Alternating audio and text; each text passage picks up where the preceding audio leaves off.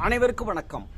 வாரிசுக்கு சொத்துக்கள் தரும் முதியோர்களே, வாரிசுக்கு சொத்துக்கள் தரும் முதியோர்களே, உங்கள் இறப்பிற்கு பிறகே சொத்துக்கள் பெற்ற பிள்ளைக்கும் பேரப்பிள்ளைக்கும் தான் அவரவர் பாகம் சென்றடையட்டும்.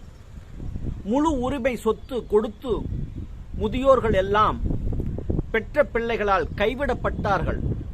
ஆகவேதான் நம் முன்னோர்கள் சொன்னார்கள், தாத்தன் சொத்து பேர பிள்ளைக்கு என்றனர். சோறு தண்ணி இல்லாமல் உழைத்து சேர்த்த சொத்து உங்கள் இறுதி நாளில் உங்களிடம் இல்லையேல் நீங்கள் இறந்த பிணத்திற்கு கீழ் நடத்தப்படுவீர்கள். உங்கள் ஆயுளுக்கு பின் உங்கள் வாரிசுகள் எடுத்துக் கொள்ளட்டும். தள்ளாத முதுமையில் வலியும் வேதனையும் நிறைந்திருக்கும்.